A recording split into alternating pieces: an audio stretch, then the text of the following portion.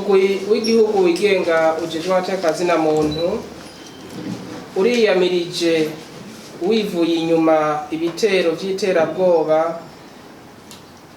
vyagizwe mu gihugu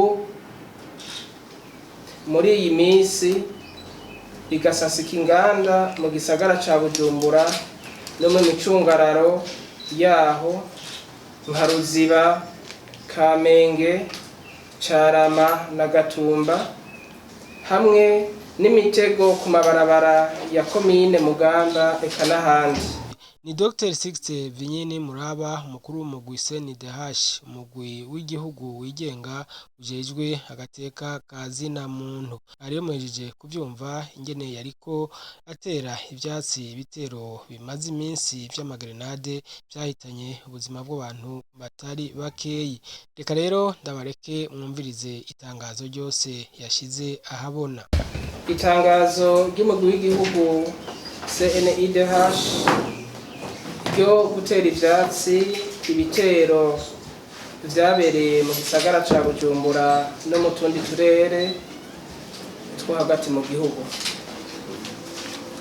Umugwi w'igihugu wigenga ujejwe amateka na muntu uriyamirije wivuye inyuma ibitero vy'iterabwoba vyagizwe mu gihugu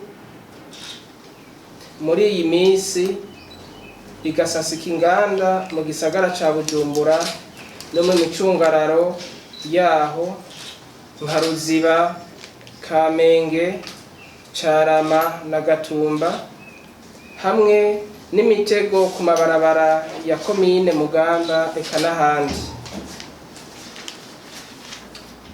Intumbero yabo si yindi atari ukurabuza abenegihugu basanzwe bari mu mahoro n'umutekano.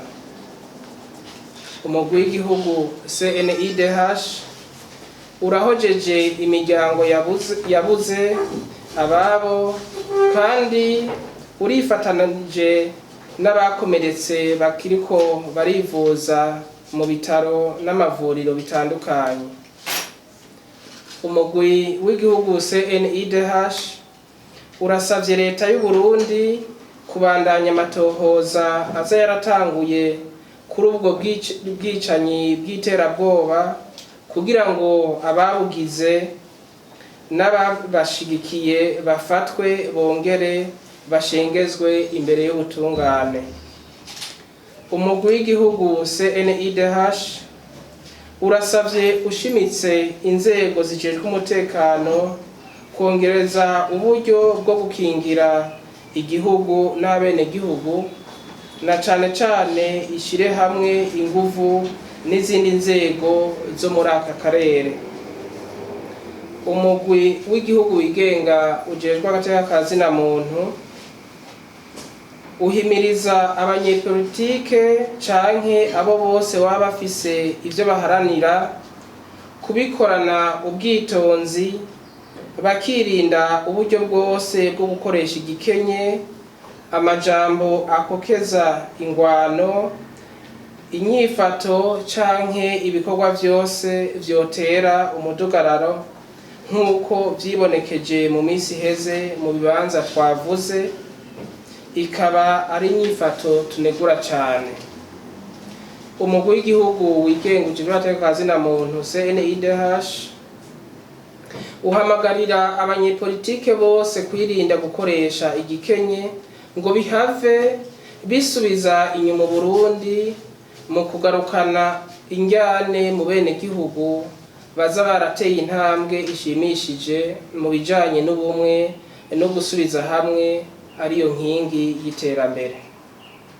Umugwi w'igihugu wigenga ujejwe agateka ka zina muntu usaba amakungu kwiyamiriza ivyo bikorwa bigayitse vy'iterabwoba hamwe n'ababikora, ukanasaba amakungu kubandanya ashigikira Uburundi mu ntambwe buriko bugira ku bijanye no gutsimbataza amahoro, umutekano hamwe n'agateka ka zina muntu mu gihugu.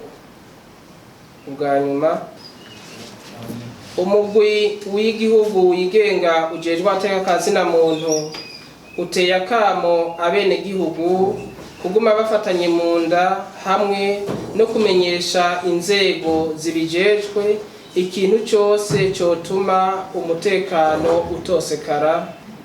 Twese hamwe dutsimbataze agateka kazina muntu mu Burundi. Murakoze. Dr. Sixte Vinyini Muraba yavuye yishura ku bibazo bitari bike by'abamenyesha makuru. Reka nongere ndabareke mu byumvirize. Twebwe iyo abantu batwituye minsi yose turabumviriza kandi tukagerageza kubafasha uko dushoboye. Icambere dukora murazi ko dukorana n'inzego zitandukanye z'igihugu kugira duhanure. Iyo tubonye ko hariho ikintu cashitse umuntu akabugwa irengero, icambere no gushikira inzego zitandukanye z'umutekano, hanyuma tugashikira n'izindi zose inzego bikorana mu butungane kugira ngo tubaze ko bamaze kumenya izo nkuru kandi ko ari kigo kirakora. Mugabo imbere yuko nivyo bishikira tubanza guhanura abatwituye tukababaza aho bamaze kubimenyesha. Iyo dusanze kuko benshi ntibabizi ko iyo umuntu abuze ibirengero ubanza kubimenyesha igipolisi, abajeje umutekano, ukabivugiye no muri parike kugira ngo bashobore kugura amadosi. Ivyo rero turabikora, mugabo ntitugarukira ngaho, duteza guca tuja muri izo nzego nazo kugira tubaze ikigo kirakora. Ni muri ivyo hariho nabamenyesha ko muri enquête duheruka kugira hariho abantu bashika kuri 3 canke 4 tuza twarabonye kandi twari tuzi ko abo bantu bazimiye. Kuza turakorana gutyo birashobora gufasha no kugira ngo abenegihugu baduhe inkuru, hanyuma inzego zitandukanye zifashe kugira ngo turabe ko ababa bazimiye baboneka. Icyo twita ko bitari bimenyerewe aho hari abantu bashika bari muri no mwaka mu itongo ry'abapfuye ryo mu Kanyosha bazubu. Abanyagihugu rero bene bo bakafata imbega abacu bazokingirwa gute.